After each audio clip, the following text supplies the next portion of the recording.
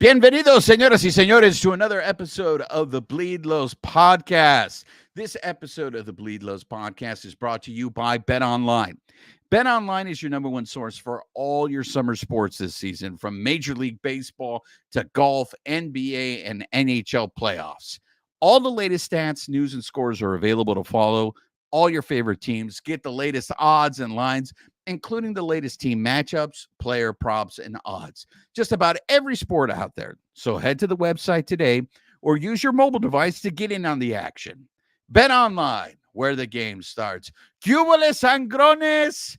¿Cómo están? Here we go. It's time to kick it in the carne asada. Joining us, of course, are regulars, Canelo, and one of my personal favorites is back, ladies and gentlemen. You love to hate him. You love that he pisses you off, but the man speaks the truth. And I love having him on here. Boatman, ¿cómo estás? Muy bien, and welcome aboard to the Boatman Show. At least my corner of the Boatman Show that I'm going to give today. I'm only on here every so often, but it's like Noah's Ark. It'll be a shit show. The Boatman is taking over. I love it. So thanks for having me, guys. I just want to give everybody a heads up. So Babyface is not here. He's on assignment, okay? So I'm going to let you guys in behind the curtain and show you how the sausage is made. For those of you who don't know, Babyface is the producer on this show. Babyface runs everything, okay? He runs Dodgers Beat. Like, Babyface is the decision maker on this. Last week, he was at the gala. He was at the Dodgers Foundation gala, hobnobbing with all the Dodgers. Well, tonight, Babyface is at the Will Smith Netflix's Not a Joke comedy show. Oh. So make sure you guys are subscribed to the YouTube channel. I know you regular sangrones, I don't need to remind you, but if there are any new people watching this, make sure you're subscribed to our YouTube channel. We deliver a lot of content on there, not only our live shows or other shows, but, you know, we're covering the team. We're at Dodger Stadium, so we're giving you guys a lot of pregame and postgame coverage, interviews. We just dropped our famous Andy Bacchus interview that poor Babyface, you know, I want to give Babyface credit because I think it took him like 12 days to put subtitles on that interview. And in my defense, when he told me he was going to put subtitles in that interview, I said, bro, are you sure you want to do that? Why don't we just translate it? Let's just do a recap because I feel it's going to take you forever. And it did. But there's a lot of content on the show. Also, Canelo and the rest of the Dodgers Beat guys are killing it. They are dropping articles left and right. So there's a lot of stuff that you guys can read on there. Canelo, before we start the show, is there anything you want to plug right now? We'll revisit later. No, I mean, just continue checking out the YouTube page, continue checking out the website. You know, they're all intermingled. They're all part of one, you know, collective unit between the Bleed Lows podcast and DodgersBeat.com. You said it better than I could. You know, we're posting articles every day. We're trying to be, you know, one of those official blogs, you know, just making sure that there's content for people. So continue to read it. If you don't get enough here, just continue reading over there. Hey, Juan, I have a question. Yes, sir. I was under the impression that Babyface was out there working on the Noah Syndergaard expose. Big documentary. He promised me that. I expect that on the YouTube channel at some point in the future. That's in post. That's in post right now.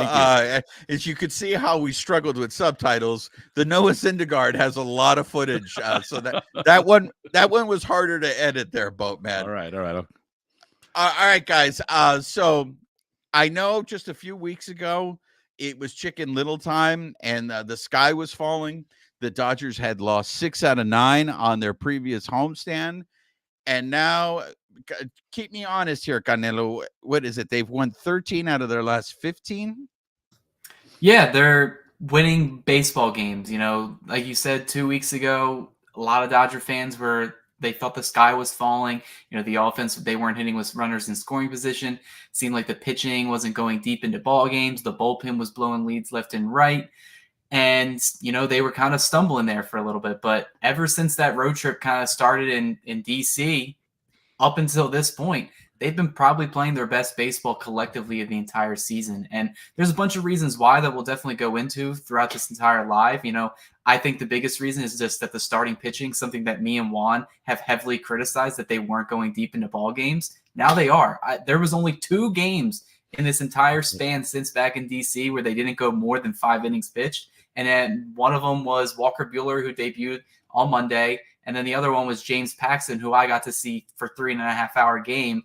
Rare in today's sport, especially if you watch the Marlins series where each game was like 2 hours. I think today's game was under 2 hours. That was something else. But yeah, it's an exciting time because, a lot of insiders, people that follow the team, they still think that this team hasn't reached their full potential, which is obviously, it's pretty scary. I agree with you, Canelo. I think it does make a big difference because I think they have a combined, both the bullpen and the starting pitching in these last 15 games, I think have a combined ERA under 2. And I think it's no secret. We've talked about this on previous shows. The fact that the starters are going deeper in the game is helping the bullpen pitch better. Now we're going to get into the fact that the bullpen is taking on some injuries, and I'm curious to see how long it takes before those injuries start affecting the bullpen. Mariachi Joe just recently got added to the injured list, but the Doyers had a perfect homestand. They went 6-0. So they swept the Braves, the Bravos, which was a big thing. I think the way the Marlins of Miami have been playing, I think it was expected the Dodgers would go ahead and take care of business there. But Boatman, since you're the most positive person on this show, how are you going to crap on the fact that the Dodgers have a 7-game winning streak and have won 13 out of 15? 2 words, Chris Taylor. He's my new Noah Syndergaard for 2024. Look, the guy's got to go. And no, but look, all joking aside, is first of all, I'm just as excited as everyone as how well they're doing. What I'm worried about is we know that Mookie Betts, we know that Ohtani is not going to hit 360, 370, 350 the entire year, unless they go some Tony Gwynn thing that we've never seen in a while. They're going to cool off.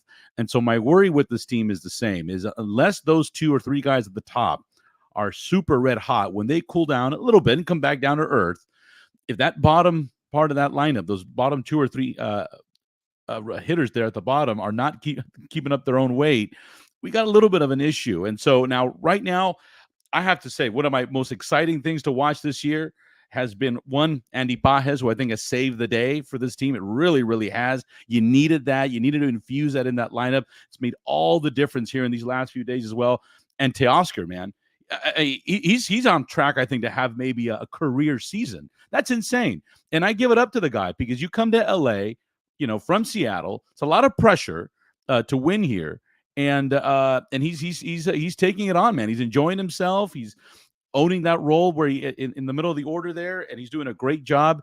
So that keeps me confident that this team is going to do okay, because 1 through 6 now we're seeing a pretty strong rotation, not a rotation, but a batting lineup. And Muncy having a good year. I've crapped on Muncy in the past. I mean, Muncy was playing with the Mendoza line the last year or so. And, and I've always said if Muncy can give us at least 240 or so and above with all the power he's got, we'll be okay, right? We can't get into that 190 business and all that stuff. That's when it's out of hand. But he's having a pretty good year. And so, if you're going to ask me to poke a hole right now, it's going to be Chris Taylor. I think that's an easy one. It doesn't take a genius. I feel for the guy, but at some point, I know he wasn't in the lineup today, I don't believe, but at some point you have to make some decisions there. And I know as long as the team is rolling and they're 6 games up, and at some point there'll be 10 games in first place, Roberts is one that will hang on with those guys and will have a lot of patience. I don't know. That worries me a little bit as we go down to the stretch. So yeah, they're doing great, but if I have to poke a hole, it's going to be at the bottom of that order. I feel like we're too dependent on the top of that lineup. I hear you. And Canelo, I also, it as crazy as it seems, I feel like this 13-2 stretch is really going under the wire. And maybe it's because of what the Phillies are doing. Like the Phillies are going nuts over there, but it does feel, it's not like, oh my God, the Dodgers are playing out of this world baseball. I almost feel like they're just like going through the motions. And I think what happened when they went through that little lull, Boatman, I think what happened was what you were saying is true, that Mookie and Ohtani cooled off a little bit and the rest of the lineup didn't step up. But what you're seeing now is the rest of the lineup is stepping up. So even if Mookie goes through a little lull, I go back to what the Oscar said. I think what the Oscar said is huge. And what the Oscar said was, look at this lineup that I'm surrounded. I don't have to do too much. And a perfect example is what happened in today's game when you had a runner on third and Teoscar went the other way. I think that it's no coincidence that the Dodgers have gone on this streak. It seemed like Ohtani at the beginning of the season was being super aggressive and just like up there hacking. And now it seems like he's being a little more selective with his pitches. And it shows because the guy's going on a look, guys. I was at the stadium this week. I had heard about all this, but it's so true. The ball coming off of that guy's bat is just different, man. Being in the ballpark and you hear it, it literally sounds like a cannon. It sounds like you're just sitting there, and all of us in the press box, we look at each other going, geez, like the home run that he hit, I believe it was against the Bravos that went left center. Mm-hmm. This is a left-handed hitter, and he went left center at Dodger Stadium. So I do. What's scary is I don't feel like this team is clicking on all cylinders yet. I just feel like they're doing what they're supposed to do. And look what happens. They end up going 13-2. The Canelo. What else are you seeing on this homestand? I mean, I got to agree with you 100% on the Ohtani thing because I only saw the guy play once before he signed with LA, and that was when he was on the Angels and he came to Philadelphia, went like 0 for 4 that game, a rare sight. But when I was in DC and I told my friends, family, relatives, I said, there is just something different seeing this guy, not only in person, but actually when he's on, because that home run that he hit like 460 feet in like 3 seconds was probably the best home run I've ever seen. And you got it right. All the beat writers in there were like, dang, it seems like everything's just coming off his bat at 110 plus miles per hour. I don't even know how he does it, especially when he's doing stuff oppo. When I see that at any stadium, especially Dodger Stadium on the TV, it's just bonkers in my mind. But I think the team I think they're slowly getting better. I think the biggest part about that is what Jason said, is that if the top 3 or 4 hitters aren't clicking, and even Mookie Betts right now is in a little bit of a slump to his standards, batting like 256 over the past 10 games. The bottom of the order, Gavin Lux, Max Muncy, Teoscar Hernandez, Andy Pages is a huge reason, is that they're just getting on base. And no matter if it's a walk, a base hit, or whatever, they're getting on base to set up, the top of the Dodgers order, rolling that lineup over.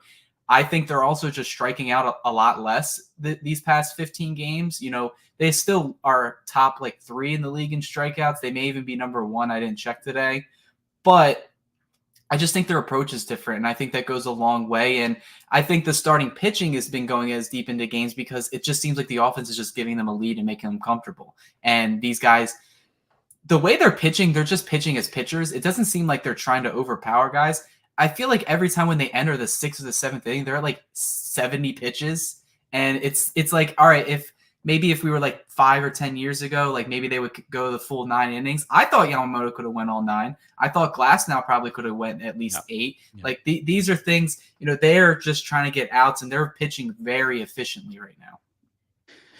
What's interesting, and I know a lot of people are giving Pages credit for this, but Lux is starting to show signs that he may be coming out of this. Last night when we talked to him, I mean, he was doing his best job to try to hide how happy he was that he hit that home run, but that felt damn well. That felt really good to him. One of the things when we talked to Roberts about Yamamoto and, having him go 8 innings, it was interesting, Boatman, and I think this is something that everybody talks about when with Roberts, was because Roberts said it was a no-brainer. So I'm like, oh, so the key is just play well enough so you don't put Roberts in a position where he has to make a decision, where everything is just so easy. Is that a wrong way of looking at it, Boatman? No, it isn't. I mean, look, let's call it what it is. That is a manager's dream, right? When you have guys that can go deep, one, because obviously you're preserving your bullpen and it's what you want. You want to keep them healthy in the long run. But two, it just makes it a lot easier for you to have to manage going into the 7th and the 8th inning or so. So when you have guys going this deep, I mean, that's fantastic. I mean, there's no knock on the bullpen, although, they've left a little bit out there to be desired so far, but they've been picking it up lately. But when you see these guys go into the late innings, it makes it easier for a manager. We're seeing efficient games. I think, like Cody said, I think today's game, I have to check, probably under 2 hours. Yesterday was about 2 hours. I don't want to get into it. It annoys me, by the way. I am annoyed by the shot clock. I'm annoyed by my basketball head going on. I'm annoyed by the pitch clock. I think it's too soon. I don't like the games end in 2 hours. I'm not a soccer guy, so whatever. But anyhow, the Dodgers really have some of the more efficient games lately.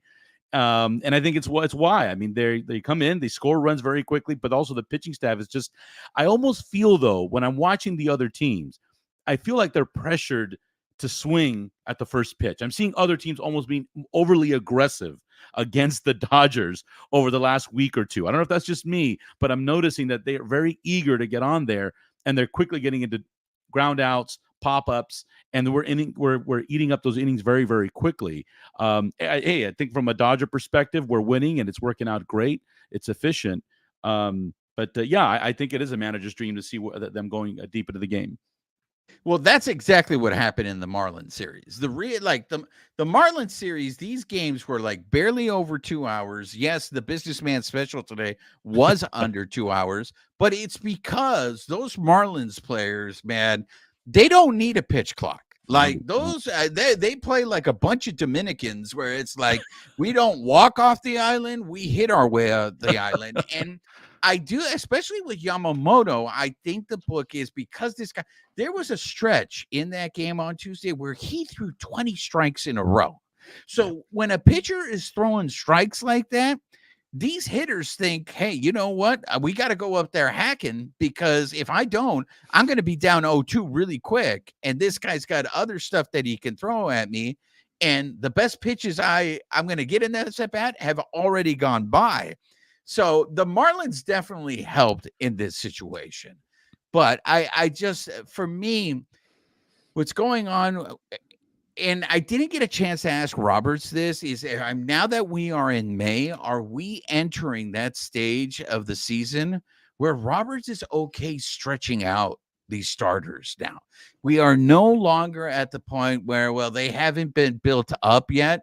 They're now we can go ahead, because the way Gavin Stone started this game, I thought, damn, is Gavin Stone going to go 8 again?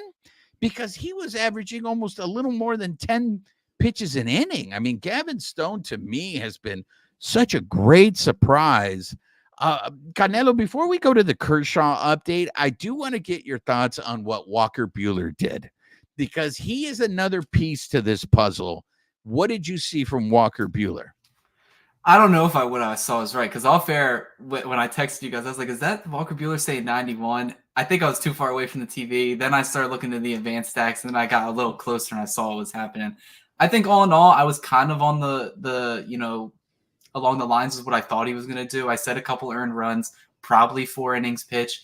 And then where's my money? Because I said Ryan Yarbrough was going to go in after that as well. And that's exactly what happened. Hey, dude, Carlos the Gambler is dodging you, dude. He is dodging you. We invited him to be on the show. Carlos the Gambler, the next time you come on this show, Canelo is going to beat you up because he wants his money. Yeah, man. Call me Ipe. But, the thing is, I thought it was good for a guy that's missed, almost 2 full seasons. June 2022 was the last time this guy made a start. His rehab starts didn't look anything exciting. He was averaging at like 93 miles per hour. I don't know if it was just the adrenaline coming in this game, because his fastest pitch that night was 98.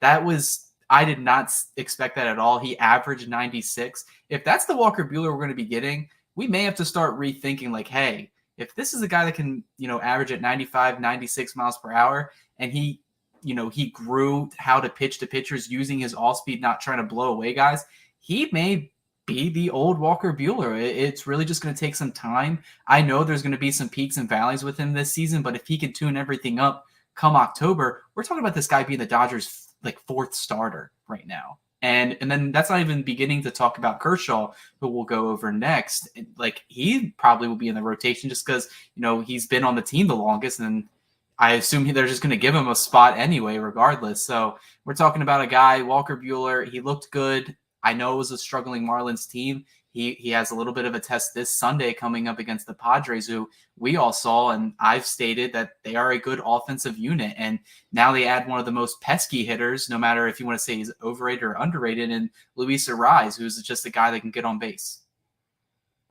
Yeah, we're going to talk about that show pod series in a little bit, but Boatman, before I go to you, I just want to give a quick update to everybody. Denny, Alonso, life has gotten in the way for Alonso. That's why you haven't seen him on the show lately. He's the Mexican Jamaican on the show, so he has a lot of jobs. So all those other jobs are keeping him busy. But he is still part of the show, so we hope to have him on fairly soon.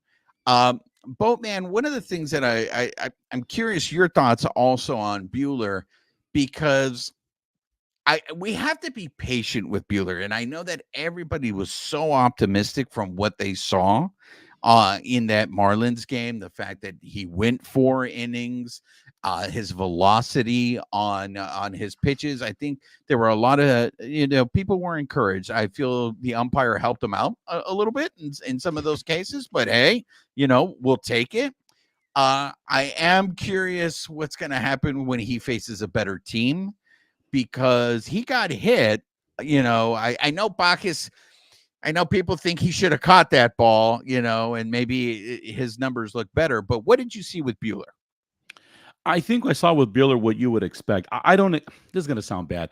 You can't expect a lot from a guy who hasn't pitched in almost 2 years.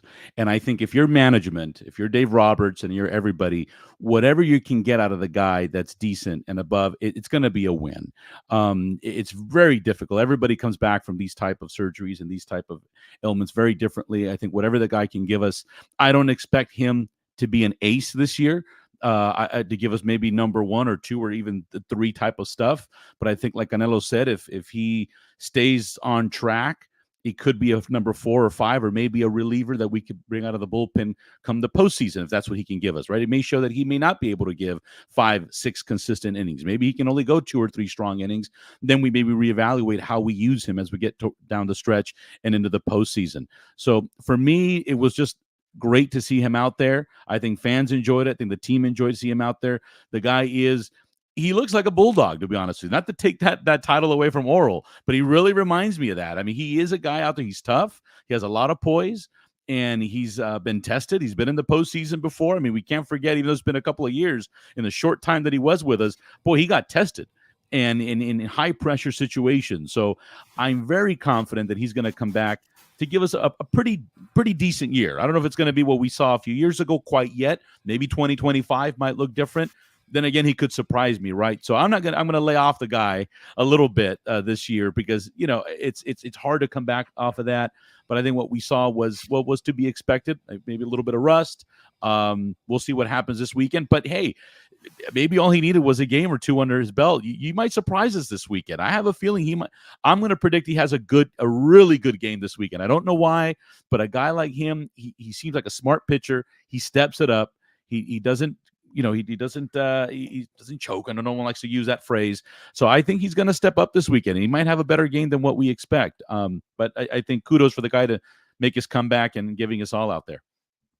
Yeah, I think it's going to be a great test for him this weekend, not only against that Show Pods team that always seems to be up to playing the Dodgers, but also the fact that he's going to be pitching on the road. I think I'm looking forward to that tremendously. The other thing that I'm really encouraged about with this team, and I just feel with the level of competition on this team, there might not be a lull, because there are players that are going to have to keep performing. They're going to have to keep playing in order to keep their spot. And I'm not just talking about the people on the field, the players on the field, but I'm also talking about these pitchers. because the way Gavin Stone is pitching, Right. I mean, really, it's just that game in Wrigley. That's really, to me, the only one where he really looked bad. But you got people that are performing, so nothing is given here. So I feel like that is going to drive these guys to continue to have to perform at a high level, and I think that is going to continue to result in runs. And if this continues, even if they win the division clinch in August, I still think there's going to be guys like Miguel Rojas looks much better at the plate. Oh, he does. And if Gavin Lux starts hitting now, you have a competition there between Rojas and Lux, right? So you have that kind of stuff. You have a guy like Gavin Stone who's going to push guys like Buehler and like Paxton and be like, I'm not giving up my spot in the rotation that easily. And those are the kind of decisions that I think you want to have Roberts have to make. The fact that you have people playing, they're playing so well that it's like, all right, we're going to get into the Outman thing later on in the show. But right now, Canelo, give me the update on Kershaw. Yeah, so, I mean, he's going along in his rehab. I believe when he signed like a day before spring training broke, he said he already began his throwing program and that the next step over the next couple of weeks was that he was hoping to throw off the bullpen. Or throw off the mound in some bullpens. And he ended up accomplishing that this week. He threw 2 bullpens. The first one, I believe, was around, I think, like May 5th or something. And he ended up going 15 pitches, probably all fastballs. And then the most recent one was yesterday, and he ended up throwing 20 pitches, all fastballs. And this time, interesting enough, Austin Barnes was the one catching him behind the plate. And, Dave Roberts said everything looked really encouraging. Kershaw came out of it feeling fine. That's probably the biggest thing you want to see out of this. And then even Austin Barnes said, you can still see the intensity. Stuff looks better. It's just going to be week by week. He's going to continue building up. They want to get him to, start, being more aggressive with his bullpens. And then they're going to start incorporating off-speed stuff, which, he's targeting midsummer, which that's a very vague term. Midsummer, what do you mean? Do you mean like mid-July or late August? That's all still, in like that middle of the summer. So I still am firmly on the timeline that he'll probably be making his debut at earliest late July. And then that would be on track, with everything that we've seen, from what the team doctors have said, what Kershaw himself has kind of said, and then kind of just where I'm thinking at and where the team's kind of at right now, because the level of competition, the Dodgers don't need Kershaw right now. The Dodgers arguably probably don't even need Kershaw all of 2024. And the fact that they're just getting him is just an added benefit. So this is allowing them, same thing with Walker Buehler. If Kershaw needs like 5 or 6 rehab starts before he comes back, go and do that. That's fine, because we have like 8 other starters that are starting right now. And like you said, Juan, when it comes down to, to October, the crunch that's going to happen not only with the position players, but the pitching staff and the bullpen is intriguing, because we're not even talking about, Dustin May said he wants to come back in September, say he's good and he can go in the bullpen. James Paxton, I mean, he's been effectively wild. He walks some guys, but he gets the job done. I haven't heard anyone have him on the postseason roster theoretically. And I assume if he pitches, 25 starts, I'm going to say he probably thinks he deserves a spot, and he just hasn't earned it yet. So I think competition's good, and Kershaw's going to be in that boat too. If Kershaw's not 100%, could there be a possibility that he's just not even on the roster? I know Babyface gave me a hard time when I asked Roberts, hey, was there any thought of leaving Paxton in the 7th inning to try to see if he could get out of that inning? And Babyface is like, no, because if Duvall hits a home run, everybody on Twitter is going to shit him. Right. The reason why I asked that question is because the Dodgers wanted that sweep in Atlanta of the Bravos. And that, to me, like Robert's answer demonstrated, they're greedy.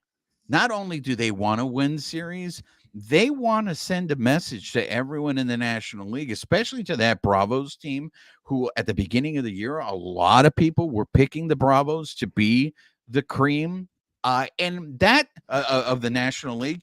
For me, that's a lot of people feel like the Dodgers don't have an edge, that they're very businesslike. And for me, that answer from Roberts really demonstrates that These guys want to win. These guys are aware of what's at stake in this season. They know that everybody views them as a super team, and if they don't win the World Series, they're going to be made fun of. They're going to be the butt of everyone's joke. So this whole level of competition, the fact that Kershaw doesn't even have a spot that's guaranteed. I agree. The way that everybody else is pitching, at least right now, and I know health is going to be a huge factor in all of this, but I think they have the luxury to allow Kershaw to take his time. You know, he was at the stadium yesterday. Boatman, like, if Kershaw is ready, but you still have the rest of the team performing the way it is, I know this guy's done so much for the team, but do you owe it to them to owe it to him to at least try to vie for a spot? Well, I'll answer that in a second. The first thing I want to say, that going back to what you talked about Dave Roberts and his response and how he's responding now, a lot of it too is what's on the line is his job. And I'm not being sarcastic. I think he knows that. And I think internally that's what's going to happen here. I mean, if the Dodgers don't at the very least make the World Series, they will make that change. And I think Roberts knows this. I think he knows that his job is on the line this year. And we're going to see him manage differently. So I think what you saw was, yes, he wants to win, but he also wants to because he knows he needs to rack up those wins. He needs to start coaching like a playoff coach today. And so I think oftentimes we talk about the players getting their reps and being postseason ready. I've always been a firm believer that I think coaches also need to be postseason ready. The third base coach, the first base coach. We've seen them choke on the base pads also, get a little too excited in the postseason or not as aggressive. Same thing with the head coach, the managers here. So I think they need to also start being postseason ready and start taking these games serious. Yeah, sometimes you want to test a guy out, leave him out there a little longer, like you said. Eddie, leave him and then see if he can handle the seventh inning. And that's it. I think that's one of the toughest decisions a manager has to make is when do you go for the win, you secure the win, or do you gamble a little bit and say, you know, the Dodgers, do they have that wiggle room to gamble? Yeah, perhaps they're going to run away with the division, but what happens is if he makes those bad gambles, people are going to nitpick at the man. Why did he make that move? And so I think we're going to hopefully see a different, more aggressive Roberts going in because he knows that it's stakes are much, much higher, probably the highest they've ever been for him. To answer your question about Kershaw, no, I don't think we owe it to him. And I don't know what those conversations have been like in behind closed doors. And I hate to keep bringing this up, but it's not like Kershaw has been lights out in the postseason. And so I won't miss him in the postseason. I'm just going to be very honest. And so, and I don't know what a Kershaw of 6 or 8 weeks of regular season baseball, let's say he gives us that much. He pitches in August, he pitches in September. I don't know how lights out he's really going to be or how much value he's going to add come October. And so that's a worry for me, given the miles he's got on him, the age on him. So unless he comes in and really blows us away, I don't know. I don't know. Maybe it's only during certain situations against left-handed batters. You bring in Kershaw. I don't see him in the rotation. I'll be surprised. That's my prediction. But I don't think we owe it to him. And Jason's just saying the thing that is in the back of every Dodger fan's mind. Like, I'm the biggest Kershaw fan that I can think of. I got his jersey hung up right there in the back, and I'm along the same lines too. Like, I don't think he deserved. Like, he doesn't. If he doesn't earn it, he doesn't deserve it. And I know all the accolades and everything that he's done, but it's what you can do for me now. And I think Kershaw is at that point in his career where if he doesn't feel 100%, he will not. Like, I think he will not allow to go on. He will let the other guys take his spot on the team, because I know someone commented already. I know they want to put Kershaw in the bullpen. I don't think that's going to work at all, especially at his age. Just doesn't really make sense. Plus, I like Ryan Yarbrough in there anyway. Everyone's trying to say I'm a Ryan Yarbrough hater. I'm the biggest Ryan Yarbrough fan. That's my guy. Now you are. Now you are. But let's be honest, Canelo. At the end of last season, you were like, get him out. Why are he's taking up a roster spot? But I will give you your flowers because you have owned up to it. And yes, now you are the president of the Ryan Yarbrough fan club, and nobody gives him his flowers more than you do.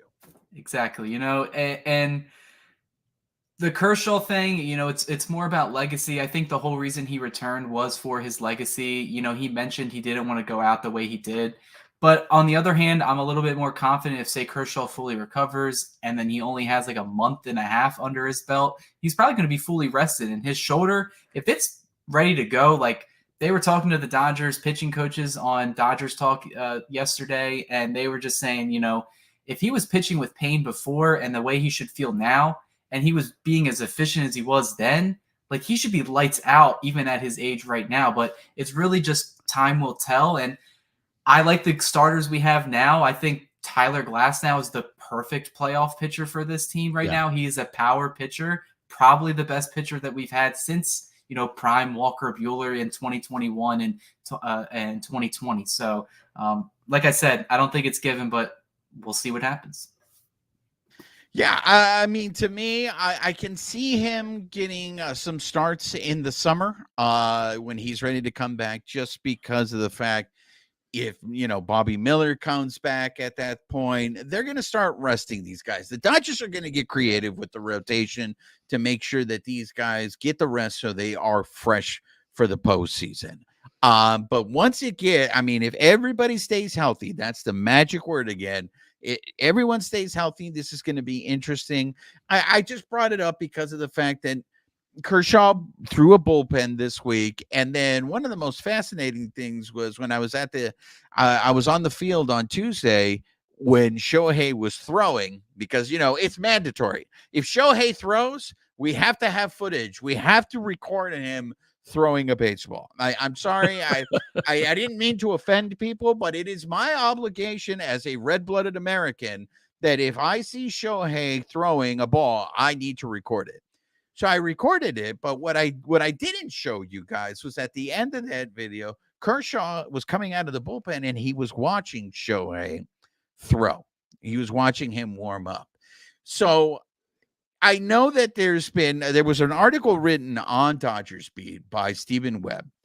And before you guys all crap on Steven about, why is he even bringing this up? If you read the article, which I strongly encourage you guys, go to Dodgers Beat and read Stephen Webb's article about whether Shohei should give up being a two-way player and just focus on one aspect of it, primarily hitting.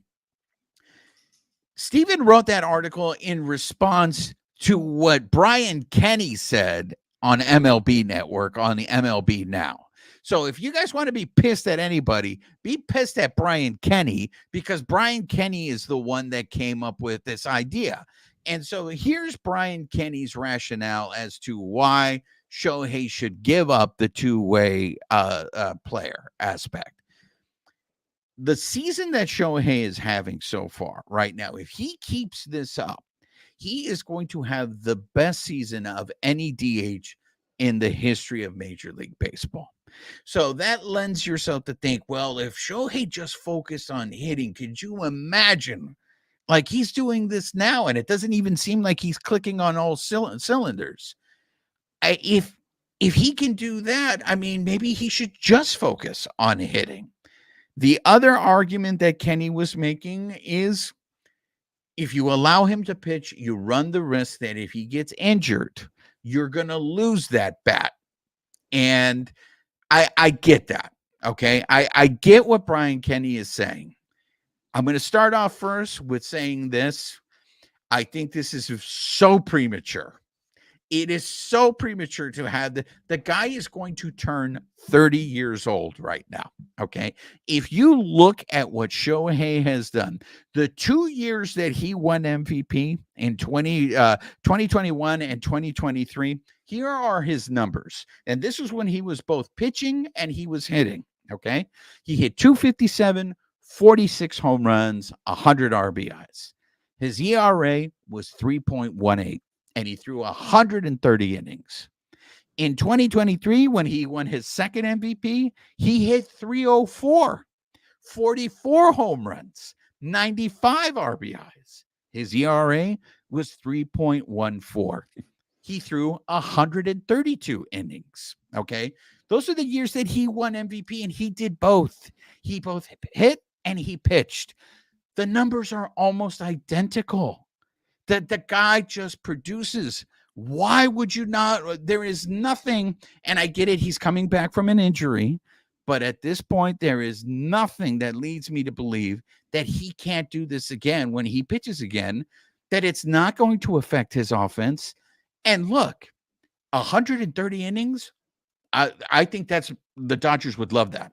They would love to limit his innings and have him only throw 130 in a season, and then you can use him in the playoffs. And it's not going to impact his offense.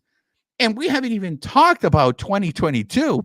In 2022, which was probably his best year pitching wise, his ERA was 2.33, and he threw 166 innings. And offensively, he hit 273, 34 home runs, 95 RBIs. Look, I know that we're in the business where we have to create content. We have to create conversation. I'm very interested if Brian Kenny genuinely believes that argument, because if this, there is nothing that says that Shohei can't keep doing this. This is why Shohei is the best player. This is why Shohei may go down being the greatest player we ever saw in Major League Baseball, because unlike Babe Ruth, Shohei is doing this against elite competition, what he is doing. So that's my 2 cents. I do, again, strongly encourage you guys read Steven's article, because I think Steven makes a very interesting point where if Shohei gets hurt again, that's the gamble. I think if Shohei gets hurt again, that's when you can revisit that argument. But as for me right now, I believe this conversation is premature. Canelo, what say you? Yeah, I agree 100% that I think it's a little too premature, but it's something that's crossed my mind. And I think it's just because of how dominant he's been with the bat this year, where it's like if the Dodgers rotation is currently, 5-man strong and they don't desperately need Ohtani to give them 130 to 160 innings like the Angels did, they may think about it. I think they want to at least get the two-way player Shohei Ohtani for 2025, and then if something happens or another like arm ailment like happens to him, then they'll start to reconsider and say, hey, we consider you more as a primary DH, potentially maybe a corner outfielder, maybe a first baseman, Freddie Freeman, retires, something along those lines. But that's not going to happen in 2023 or 2024 or 2025. They're going to go the full two-way player. I'm glad you brought up a lot of numbers, because I put in a lot of, research into this and everything. And he is on pace to have. I didn't mean to steal your thunder there, Canelo. I just needed to back up my argument that this is premature. I think he is on pace to have one of the best, seasons from a DH in MLB history. He is on pace to, explode Edgar Martinez's Mariners record, where he had, I think he finished runner-up in MVP that year. And he had, I think, like a 9 WAR. Ohtani this season is on pace for 11.7, which would be the most from a DH ever. That's almost a full win above replacement over Aaron Judge when he hits over 60 home runs 2 seasons ago. And I think if you can get that type of production from just your hitter, you kind of don't want to lose him with an arm injury, and potentially lose him for not only just October, but for maybe an entire season. But thinking of it logically, what brings more value? A guy that plays one position or a guy that plays both positions? That just, in my head, just puts it, even if the numbers, like statistically with WAR, he doesn't really, if he had an 11 WAR season, that would be the best of his career. Even when he pitches and hits, when you combine the WARs, he's had his highest, I believe, was in 2022 with a 9 points, or it was 2023, 9.9, 9.6 was 2022. And that's when he really, did both. He pitched and he hit at an elite level. But I think the Dodgers really want to see this guy in the rotation. So I agree with you. I don't think it's going to really be a thing they think about now. It's going to be if something comes up later. But yeah, I don't think Brian Kenny really believes it, because, his popularity is the reason that he's a two-way player. And that's what's paying his, his pocketbook, is when they talk about him on the show. So I think it's an interesting thought. Obviously the conversation can be had, but I'm going to stick with keep him as a two-way player for now. But later down the line, maybe you can revisit it. Boatman, come in on this. I think if he doesn't end up being a two-way player, it's a disappointment of a signing.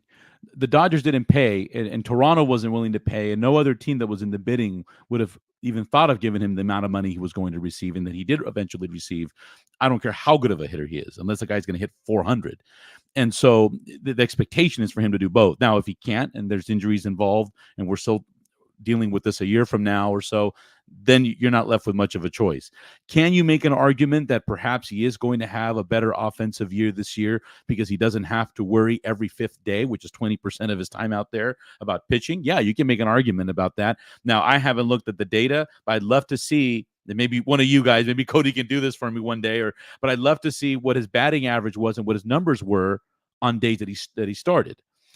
Versus the days that he did not have to pitch. And before I even mouth off and say, oh, he probably did worse, I don't know, right? I'd like to see those numbers and what that looked like. So I think there's a good opportunity. He has a career year offensively, but I would rather have, the guy was a great pitcher. It wasn't Kershaw numbers, but he was a very, very good pitcher.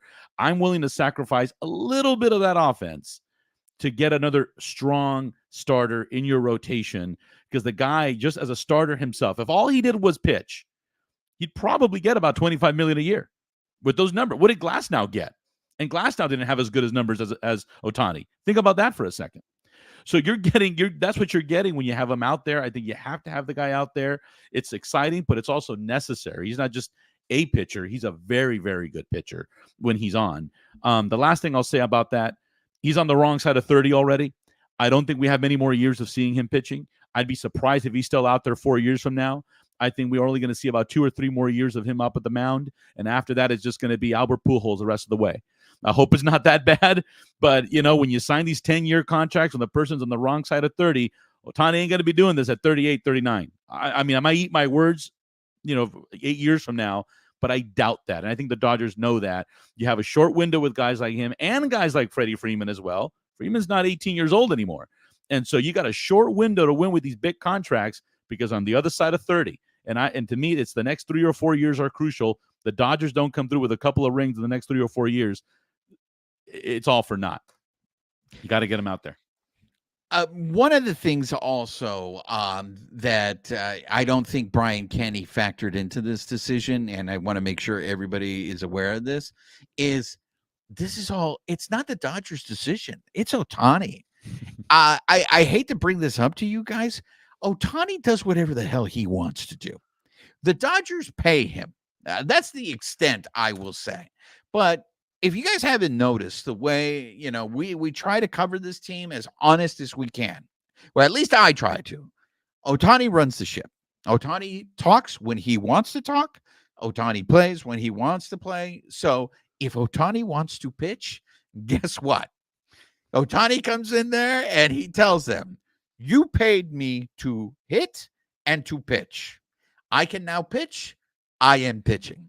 Mm-hmm. You think Friedman is going to tell him, no, that's not a good idea, man. We have Ryan Yarborough. We have we have Walker Buehler. No, I mean that's the one of those things that I don't think that Brian Kenny factors into, and this is why, again, I feel like this is a premature conversation. It is a roll of the dice because it's a pitcher, and especially we've seen it this year with the rash of injuries that starting pitchers have had. Yeah, there is a risk that if he does get injured, you're gonna lose his bat. But what this guy is doing is different, and again, if he wants to do it, he's going to do it. That's the bottom line. Before we move on to the next topic, you guys, any last words? I know there's a lot of questions in the chat, guys. Yeah. If you want to move up to the top, the easiest way to do it is go ahead and send us a super chat that moves you to the front of the line. But do any of you guys want to add anything before we go on to the next topic? The only thing I'll add about Ohtani, the only other home run that sounds like an Ohtani homer is anything in Oakland right now. That's all I'm going to say. Those things sound like 200 miles per hour with nobody in the stadium. Imagine what an Ohtani homer would sound like right now in Oakland. Anyway, sorry, Oakland. Canelo, you got anything? No, I think we pretty much got it all. I think like you pretty much said it as best as you could. This is the Ohtani Dodgers. This is the era of Ohtani. unfortunately, he does run the show. This is why they paid him $700 million collectively. I know he's getting paid $2 million this year, but it's $700 million in total. Not only just for the on-field contributions, but the off-field. There's so much into it. But Ohtani does is what Ohtani wants.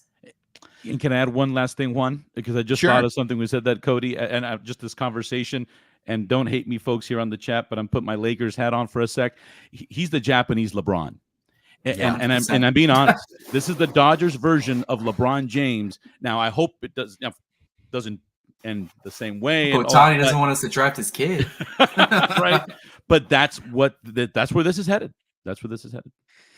And the thing, just to piggyback on that, though, the difference, Boatman, is you're dealing with a salary cap in the NBA. Yeah, that's right. Major League Baseball, you don't have that option. So that's why the Dodgers can do what's going on here, and go ahead and Ohtani can go ahead and do this kind of stuff. But I know this was thrown in the chat a lot, so let's go ahead and talk about it. I know you guys all want to DFA Chris Taylor. I know you guys have brought up James Outman.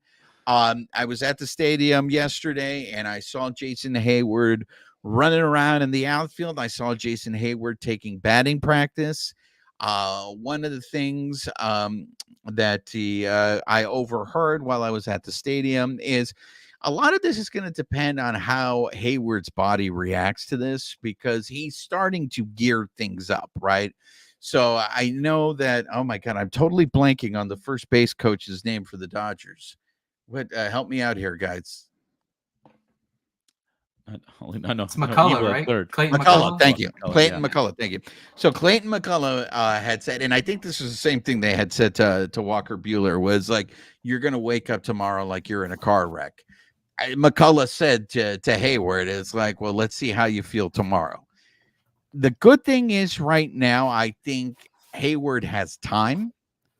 So who knows how many games he's going to need for rehab? Who knows how soon they're going to go ahead and start? But once he does come back, that's where the real decision is going to come in.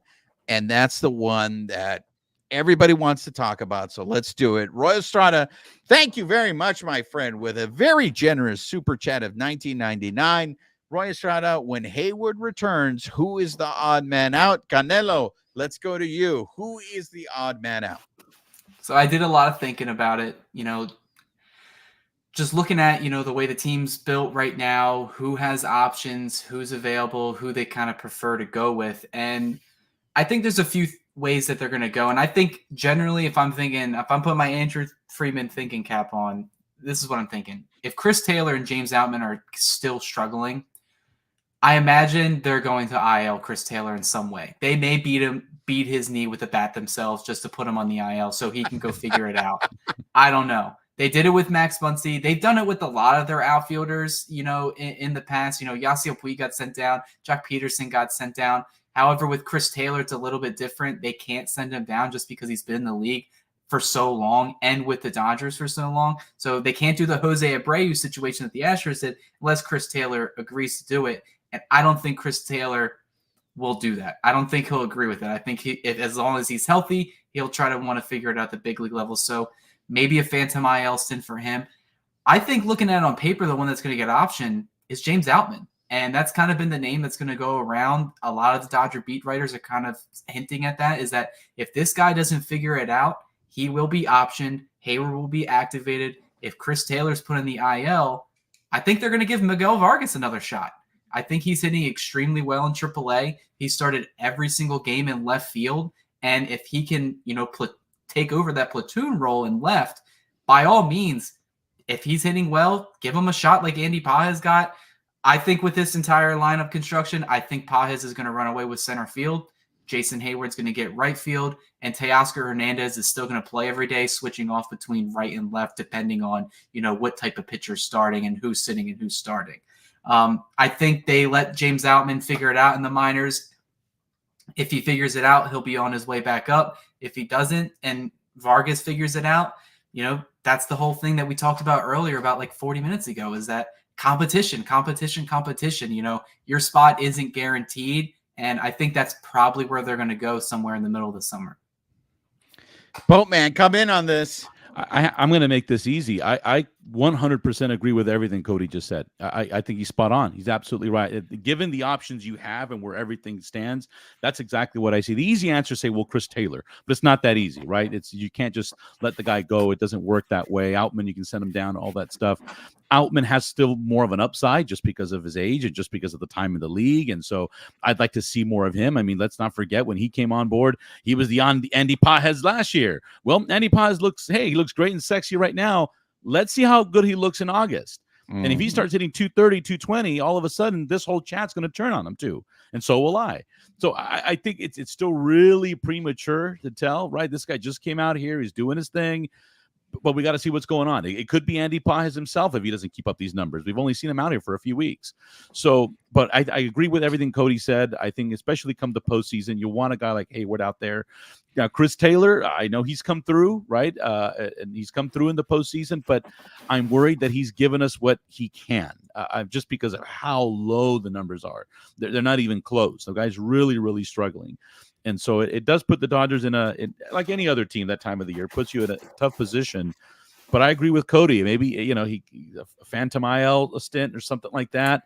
Have a conversation with the guy and say, look, this is what we need to do.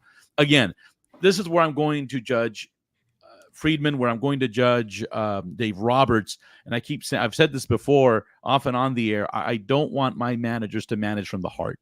I know they love these guys. I know they're buddies, but when it's business now, we've invested, it's not my money, but they've invested a lot. And well, we as fans are investing a lot by spending our money there in time at the stadium as well. That it's time to win. And as much as we love guys like Chris Taylor, as much as we love guys like Clayton Kershaw, it's what have you done for me lately? That's the way this business works. And so that's what I'm hoping it comes down to when they make these decisions late in the summer. Yeah, and Don Kim brings up a great point. Sorry to cut you off, Juan. And I think Phantom IL does get thrown around a lot, but David Vassegh brought up, on his most recent Dodgers talk. If Chris Taylor is this bad and continuously playing, I don't think it's more of a mental thing or adjustment. I think there has to be some underlying thing that's wrong with him that he just maybe doesn't want to talk about. They said out of all the guys on the team, his pain tolerance is probably the best. Wow.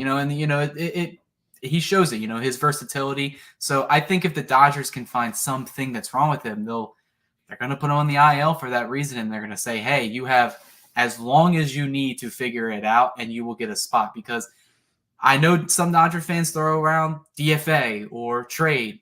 Chris Taylor is an underwater contract. Nobody is taking on his money. He's guaranteed. He's due almost $30 million in the next 2 seasons. Oh, wow. And the Dodgers just simply can't release him because the upside with him. And then I guarantee you, if they release him, someone else picks him up and he starts going off for him, everyone's going to be coming at Andrew Freeman's neck. So I think you just got to find a way, to let him figure it out himself. And then hopefully he's a recall maybe sometime in August or September. Just to follow up on a couple of things. What Boatman, I am not worried about, being a decision from the heart in this situation. And it's going back to what you had said in the beginning in terms of Roberts. I feel like Roberts is managing different this year. I do feel a sense of urgency from him, and it'll give you Exhibit A. The platooning started far earlier than I thought it was going to start this year. 2 weeks into the season, we're already like, Gavin Lux, you ain't hitting, you ain't playing. James Outten, you're not hitting, you ain't playing. Max Muncy, we're going to give you some more days off than expected, right? Now, Max Muncy is responding to it. So I am not concerned that there's going to be this loyalty to Chris Taylor. One of the things I will say is this is a perfect example of just life is not fair. Because based on performance, Chris Taylor should be the one being sent down. Because, I get it that James Outman's numbers are not where we would want them to be, but he looks better than Chris Taylor does at the plate. and the way Canelo mentions it, that there's got to be maybe something wrong, he looks really uncomfortable at the plate. He is not, I don't know if he's not picking up the ball, but there is a lot of starts his swing, stops kind of stuff. He just does not look comfortable at the plate. And a guy who's hitting less than $1, I'm sorry. Yeah, the other guy's hitting, below the Mendoza line, but That's the guy. And I feel bad for him because he's not going to get the playing time. And you need playing time to try to fix whatever the situation is. So, while optioning fellow Stallone Club member, Outman, I feel bad for him, but maybe getting more playing time is going to help him because, poor Chris Taylor gets a hit and then he sits for 4 days. There's no way he can keep up that kind of momentum. Doom Sal. Oh my goodness, Doom Sal. Does he get a Syndergaard jersey for that? Do we send him a Syndergaard shirt? Doom Sal, if you were in front of me, I'd give you a big hug right now. Thank you for your service, Doom Sal. But with a super chat of $49.99, are you out of your mind, Doom Sal? The forgotten outfielder is Drew Avens. I would take him over Vargas. Look, I gotta say this. The Dodgers are in such a good position right now that I think they can take risks because if they're getting this level of production, we'll probably save this for another show. I know we mentioned it in the very beginning, but what Teoscar Hernandez is bringing to this team, not only in terms of production, but for those of you who saw our interview with Andy Paquez specifically credits Teoscar for taking him under his wing. And that level of leadership, this is his first year on the team. And for Teoscar to go out there, and I get it, the Latin guys all hang out together. Andy Paquez told us this. And whenever I'm in the clubhouse, I see it. They're all together. They're the loud ones. It's like, I give it wins on that. It's like, come on, guys, act professional. But these guys are all having a good time. They might have the luxury of bringing up somebody like Drew Avens or bringing up somebody like Miguel Vargas. But either if they're going to do that, yeah, okay, James Outman, that's an easy answer. Go ahead and option him. But if Chris Taylor is still not hitting, you still have to do something with Chris Taylor. It's the elephant in the room. You have to address it because you owe it to the rest of the team. You're trying to win a championship. You can't put somebody out there that's not producing. All right, I just dropped the mic. I just ended the show. Nobody has a response. Everybody's just like, forget about it. Before we wrap things up, you guys want to add anything here? Well, one quick thing, though, to add just to your commentary about Chris Taylor.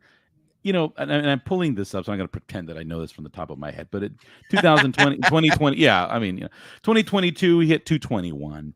2023, he hit 237. So we're not talking about a guy that he's going to go somewhere and hit 300. I mean, let's call it what it is. The best year he had, I'm looking at 2020, and that was 2020, 270 with the asterisks. But this is not a guy that is blowing it out of the water. He hasn't done that the last two seasons, so it's not like, oh, you're not giving the guy a chance. He's hit 220, 230 the last 2 years. He's now below 100. Best case scenario, he might get you back to 220. It's time to move on. I just wanted to make that point. You're not losing a guy, and I can't believe you just ruined my night, Cody. They owe him $30 million. Good grief. Anyway, that's all I wanted to say. And I do want to be fair. Here is one thing. In terms, I can see the rationale in keeping him because I don't think the Dodgers have much depth. If there is an injury out in the outfield, what are you going to turn to? You're going to turn to Miguel Vargas or, Drew Avens. You're going to turn to rookies in this situation.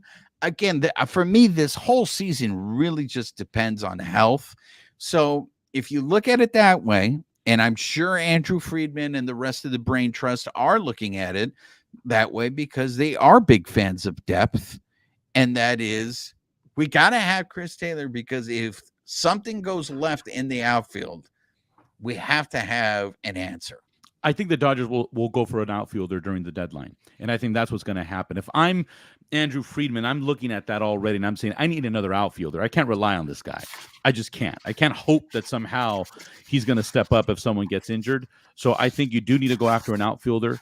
And you keep Taylor on the bench if that's really your only option. Maybe you try to dangle Outman out there. Somebody wants James Outman if he has some value. I hope the guy plays well because maybe that'll give you more value. It's a double-edged sword, right? You want to keep him, but if he's doing well, hey, use it. Use it for some trade bait. So I think we just that may be at the top of the priority list after this conversation is they're going to need to go after another outfielder. Well, to me, look, I know it's May, guys, but to me, the trade deadline is going to be fascinating because look, the Dodgers have I don't know how many pitchers in the bullpen on the injured list. You got Brewstar, Joe Kelly, you got Brazier. You saw how Blake Trinan has looked. Like if Brewstar, and I get it, these are guys that are coming back from injury, but if those guys return to form, I don't know now. Do you have to get another bullpen arm? I mean, look, Evan Phillips, I keep forgetting is on the injured list. Mm-hmm. And the way that the bullpen's been pitching right now, like I guess Alex Vesia winning the Danny Duffy Award is what turned his season around. And maybe next time I'm at the stadium, I'm going to ask Alex Vesia, did winning the Danny Duffy Award turn your season around? I think the trade deadline is just going to be fascinating because let's say the reinforcements come back and the bullpen is stacked. Everybody's healthy. You don't need a starter. Then, Boatman, I think maybe you're right. Maybe then you use your assets to get another outfielder. Canelo, you're so quiet. Are you sitting there judging me and saying I'm full of shit or what's going on? No, I think this trade deadline, I think this is the first time, previous seasons, they always said, this guy's coming back, and it never came to fruition. This season it is. Walker Buehler came back. Blake Trinan came back. Evan Phillips' injury doesn't sound too serious. Joe Kelly, I feel like that's just his daily typical IL stint that he needed to have. But I think this trade deadline, if they get that surplus of pitching, they have a lot of depth in not only the rotation, but the bullpen. You may see them trade a starter to get a position of need. And who could that starter be? I don't know. Maybe it's someone in the rotation. If James Paxton doesn't have a spot, maybe some contending team needs James Paxton to eat innings for them, and the Dodgers don't need it. There's just a variety of different ways that the Dodgers can go about it, and I feel like that's what they're going to do. They're going to get addition by subtraction, getting rid of some of these arms, paving the way for the guys that are returning, and then they just add depth elsewhere. The bullpen, they don't typically like trading for bullpen arms. Andrew Freeman's like two worst trades were trading away, a DH in Yordan Alvarez and why you got to bring up bullshit? Why you got to bring up bullshit? I'm going to bring it up. But yeah, I feel like you're not going to see them trade for relievers. I'd be very interested to see what position players that are out there because there's a lot of teams that are kind of like, the Astros, time's ticking, man. And they have a lot of players. I know people hate the Astros, but they have a lot of players that I would be interested in trading for. And that's just for the future. That's a future debate right there. But that's a team I would be looking at, or the Cardinals. 2 words, Yasiel Puig. I'm going to drop that. Don Kim brings up a very interesting name, and that is Landon Knack. I want to say this about Landon Knack. That's for Josiah Gray. He's going to be using a trade. That poor Landon Knack, he got option and life from the Life Sucks Award is for Landon Knack because I feel he deserved another start. Like that guy just came up here. I was so impressed with how he performed. It was a numbers game. He got sent down, but it was not for lack of performance. That guy deserved. So I am curious. I fully expect we're going to see Landon Knack up again because I do think we're going to, as the season progresses, we're going to get a whole bunch of the Dodgers now starting to load manage to keep these guys healthy throughout the season. We got another super chat from the patron saint, Jose Ayala, $5. Thank you very much, Jose. By the way, I just want to let everybody know Jose can predict the future. He's really good at predictions. So when Jose says, saludos, keep Taylor, he will come up with an amazing catch or hit in October. And then we will be thanking Freeman for keeping CT3. So Jose Ayala is still a believer. He is still a believer in Chris Taylor. I just turned off MLB The Show too. Roy Estrada, I do believe that Kyle Hurt is done for the season. The fact that they moved him to the 60-day, and unless unless the health of the team starts going down the hill, I think that's the last time we're going to see it hurt. I mean, I'm surprised because I believe it was, correct me if I'm wrong, Canelo, wasn't the word shoulder inflammation with Kyle Hurt? Yeah, but it was the same. That's the same injury that they said for Bobby Miller, and they said they caught it at an earlier time. But the thing is, being transferred to the 60, I don't know if it's because it's a lot worse than what we think, or if they were just really trying to clear a 40-man roster spot, and they just saw him as the option. I wouldn't be shocked if he's out for the rest of the season. I don't think the Dodgers desperately need him. I said the same thing about Emmett Sheehan, and it sounds like he's progressing in his throwing program again. I have no idea where this guy's at health related. Which was a team doctor, because then I could have a clearer picture of where they are in their progression. Because the Dodgers like to keep so many things to the chest. Where I don't know, Dave Roberts will say one thing during one scrum, and then another day he says the complete opposite. You know, one day Bruce Dargratterall is throwing, the other day his arm fell off. I just really don't understand it. Look, to protect Dave Roberts, in the words of the great poet George Costanza, it's not a lie unless if you believe it. I butchered the line. It's not a lie if you believe it. We're gonna wrap things up, guys. I can't thank you enough for joining. The lives are always fun. I love how you guys engage. If you guys don't know, if you're regulars on this show, you are sangrones. If you listen to the Bleed Lows podcast, you are sangrones. And it's a cool term. All right. That gives you street cred. I just want you guys to know that. One of the last things that I want to leave you with, because that news broke today, was Ipe. Ipe pleaded guilty. And it turns out now he stole almost $17 million. And he's looking at possibly maybe 33 years in jail. Bad day for Ipe.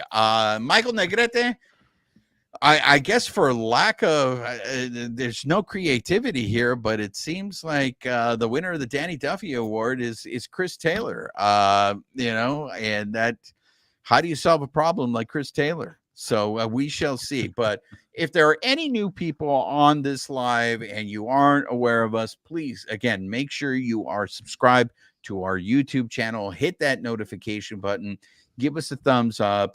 Leave us comments. I know a lot of people are leaving comments on our post-game and our pre-game coverage of Dodger Stadium.